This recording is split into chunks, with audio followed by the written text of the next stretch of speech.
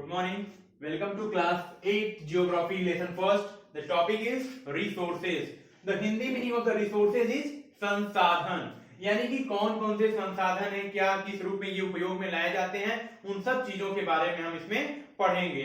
तो इसको अच्छे से ब्रीफली समझने से पहले हम सर्वप्रथम इसकी एक छोटी सी डिफिनीशन समझ लेते हैं कि रिसोर्सेज होते क्या है, रिसोर्स होते क्या है।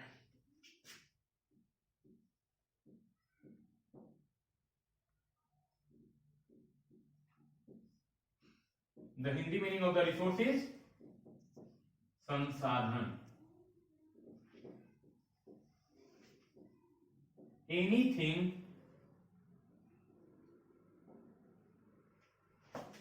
which is useful, anything which is useful for us is called resource।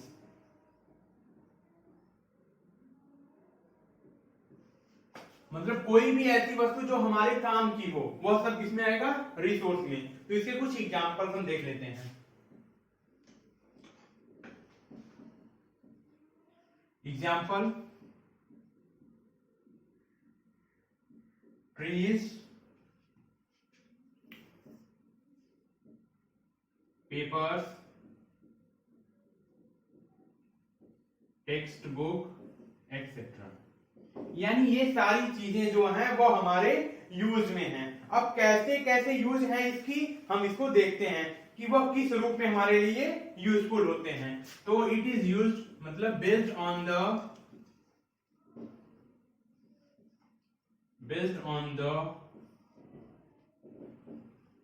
Utility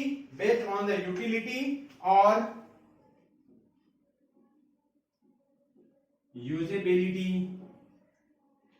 usability of something, मतलब किसी भी चीज का, of something we classified them in some groups. और इसको हम कुछ ग्रुप्स में, कुछ भाग में बांट सकते हैं। कौन कौन से भाग में इसको बांट सकते हैं उसको जानने से पहले इसको हम छोटी रूप में देख लेते हैं कि क्या कोई इसकी वैल्यू भी होती है। तो इसको जानने से पहले इसकी वैल्यू, इसकी कीमत क्या होती है, किस रूप में यह यूज में लाया जाता है, उन सब चीजों को भी हम देख लेते हैं। ऑल रिसोर्स, ऑल रिसोर्स यानी सारे संसाधन जो होते हैं have some value, have some value या फिर वर्थ, यानी कि उसकी कुछ कीमत होती है। ठीक है, अब किस रूप में होती है उसको हम आगे देखेंगे। यानी कि हम इस लाइन से हमें ये पता चलता है, ये जो बोल रहा है लाइन कि all resources have some value, it means that the resources are valuable for us. So we can write the resources are valuable for us। यानी जो रिसोर्स होते हैं वो हमारे लिए वैल्यूएबल होते हैं। So value means worth. Now further it can be classified in two parts, economic value and aesthetic value। यानी कि इकोनॉमिक वैल्यू और एस्थेटिक वैल्यू दो पार्ट में इसको हम बांट सकते हैं। कि जैसे हमने देखा इसके पहले डिफिनेशन में कि रिसोर्स जो होता है वो क्या होता है, वैल्यूएबल होता है, यानी कि उसका कोई भी मूल्य होता है, कीमत होती है। तो उसको हमने दो पार्ट में बांट दिया। Economic value, it is used in form of patent. ये हम वर्ड समझाएंगे आपको, पेटेंट, ठीक है, नीचे समझाएंगे, पहले इसको देख लीजिए। It is used in form of patent, it is used to indicate a kind of branding for something which anyone have innovated or discovered, or you own it or have your own name, यानी कि जिसपे आपका अपना खुद का स्वामित्व हो, खुद का अधिकार हो, तो उस सब चीजों को हम क्या बोलते हैं? एक तरह से पेटेंट की डिफिनेशन इसमें हमें क्लियर दिख रही है, लेकिन हम पेटेंट की डिफिनेशन नीचे भी लिख देते हैं कि ये पेटेंट का अर्थ होता क्या है। ये हमने पेटेंट यहाँ पे लिखा है, तो हमने इसमें एक वर्ड यूज किया कि branding for something which anyone have innovated, यानी जिसने खुद ही उसको क्या किया हो, इन्वेंशन किया हो उसका, या फिर खुद ही क्या किया हो, डिस्कवर किया हो। So it means the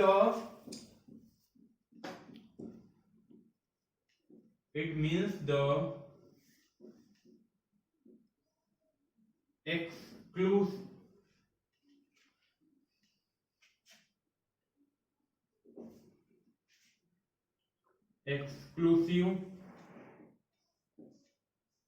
right over any, it means the exclusive right over any idea or invention। ये हमने शॉर्ट में यहाँ पे डिफिनेशन समझा दी, जबकि इसमें भी वही चीज समझाई गई है कि इकोनॉमिक वैल्यू जो होता है, it is used in form of patent, it is used to indicate a kind of branding for something which anyone have innovated और डिस्कवर्ड और यू ओन इट और हैव योर नेम, यानी जिस पर किसी का टैग लग जाए कि पर्टिकुलर वह, अगर उस वस्तु से किसी को कोई इनकम होती है, कोई आमदनी होती है, तो वह पर्टिकुलर व्यक्ति विशेष के लिए होती है। ठीक है, अब इसमें हम देखते हैं एस्थेटिक वैल्यू क्या होती है। It means the value that have its beauty और नेचुरल सराउंडिंग, यानी ऐसी कोई चीज जो हमारे प्राकृतिक वातावरण में हमारे चारों तरफ देखने को मिलती है, जिसके लिए हम कोई पर्टिकुलर पैसा पे नहीं करते हैं। ठीक है, जैसे अगर हम किसी पार्क में जाते हैं, कुछ फ्री पार्क, जैसे हमने पीछे हमने लोअर क्लास में पढ़ा होगा कि सोसाइटी के जो पार्क्स होते हैं, या फिर अगर वृक्ष लगे हुए हैं साइड से रोड के, तो आप उसको देखते हैं, उसका कोई पैसा हमें नहीं लगता। हम नदी के पानी को देखते हैं तो उसका पैसा हमें नहीं देना होता है। ठीक है, क्योंकि वह जो होता है उसकी कीमत किस लिए होती है? उसकी ब्यूटी के लिए होती है। We have to maintain all those things, हमें उन सब चीजों को अच्छे से उसको संरक्षित करके रखना होता है। इसमें एग्जांपल क्या है हमारा? ट्रीज है, वाटर है, रिवर है। ठीक है, अब आगे इसको हम देखते हैं कि कैसे हम इसको समझ सकते हैं।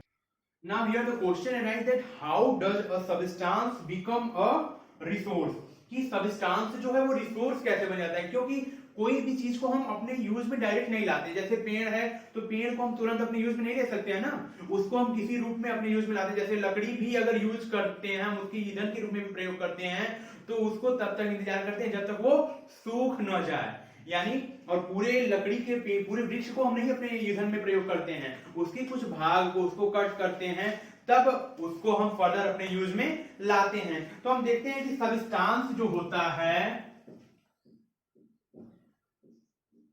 Substance in presence of, in the presence of time and technology becomes a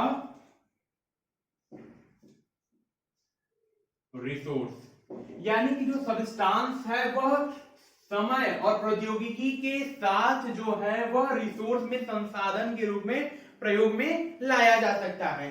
अब कैसे, इसका एग्जांपल हम पहले देख लेंगे, उसके बाद ओवरऑल इसकी डिफिनीशन जो आती है उसको हम देखेंगे। जैसे एग्जांपल हम देखते हैं कि आग का आविष्कार किया गया, to discovery of fire, discovery of fire.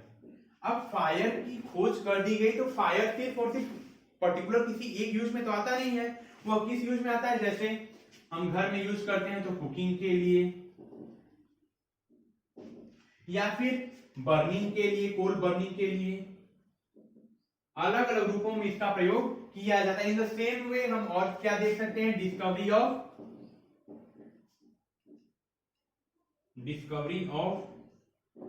Wheel.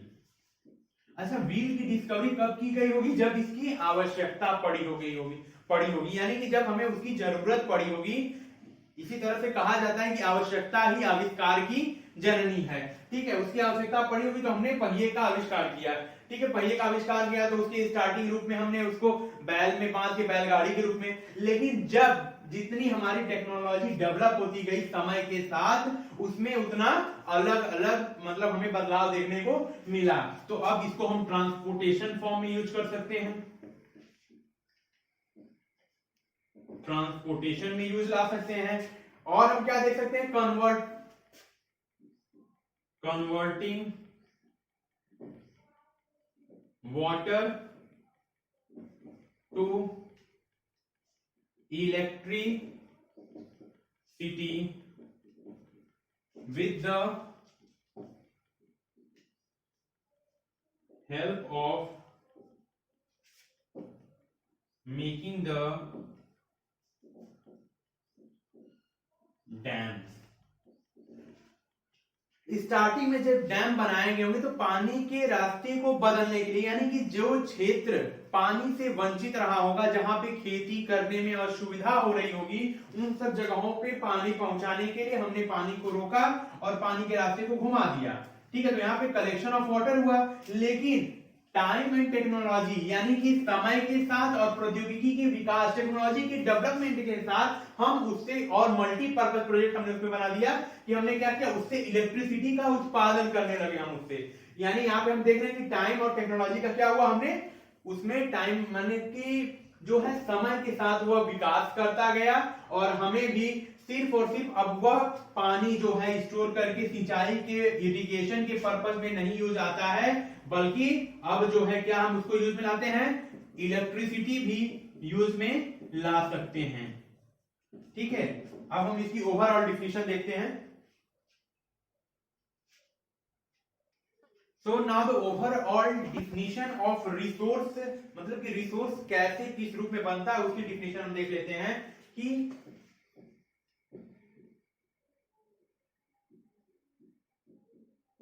यह जो रिसोर्स है, हमने बार बार टाइम, टेक्नोलॉजी, इन सब चीजों को जोड़ा, तो यह किस रूप में इसको बनाता है। एवरी सब्सटेंस with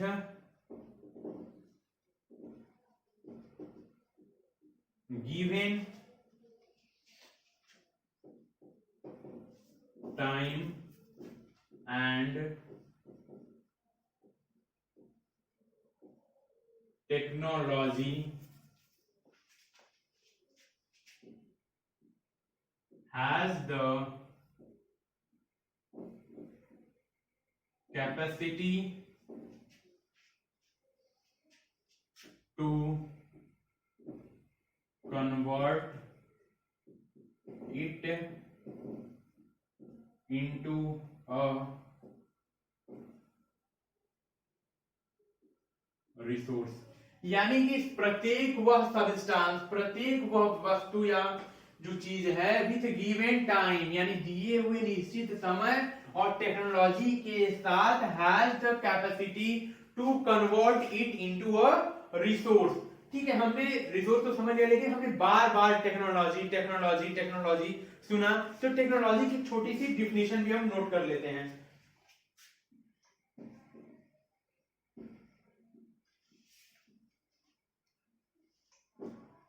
टेक्नोलॉजी, वास्तविक रूप में टेक्नोलॉजी का हिंदी अर्थ सर्वप्रथम हम जान लेते हैं कि इसका हिंदी अर्थ होता है प्रौद्योगिकी। इसका हिंदी अर्थ पहले नोट कर लेते हैं यहां पे।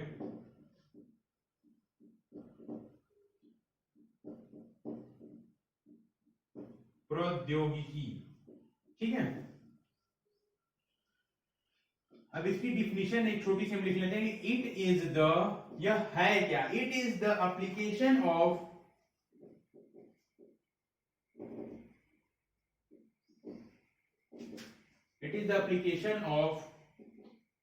latest, it is the application of latest knowledge and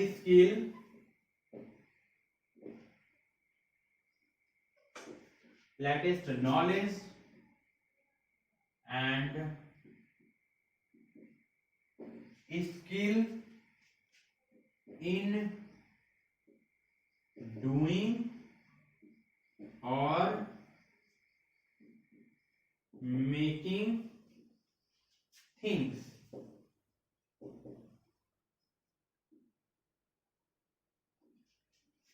It is the application of latest knowledge. Latest मतलब कि जो तुरंत की, यानी कि समय के साथ एक्स्ट्रा नॉलेज जो आई है हमारे पास, हमने समय के साथ जो विकास किया है, ठीक है, तो latest knowledge and skill in doing और मेकिंग थिंग्स, वस्तु को बनाने में हमने क्या उसमें मॉडर्नाइजेशन किया है, आधुनिकीकरण क्या किया है, उन सब चीजों को इसमें हमने रखा है। ठीक है, इस क्लास में हम अपने टॉपिक को यहीं तक रखेंगे, क्योंकि अगला जो है हमारा क्लासिफिकेशन ऑफ रिसोर्सेज है। तो क्लासिफिकेशन ऑफ रिसोर्सेज में हमें natural resources, human made resources, ये सब पढ़ना है, जिसमें से हमारा नेचुरल रिसोर्सेज जो है वह एक लेंथी टॉपिक है। तो अगले वीडियो में हम पूरे नेचुरल रिसोर्सेज को पढ़ेंगे कि वह किस किस रूप में, किस किस भाग में आता है। ठीक है, यानी कि पूरा उसका क्लासिफिकेशन अच्छे से हम अपने नेक्स्ट वीडियो में पढ़ेंगे। और अगली वीडियो को देखने के लिए चैनल को सब्सक्राइब करिए, ताकि आपको अपडेटेड वीडियो जो है, अगली वीडियो जो इस क्लास की अपलोड हो, वो आपको मिल सके। ठीक है, इसी के साथ आज की क्लास ओवर करते हैं। जय हिंद।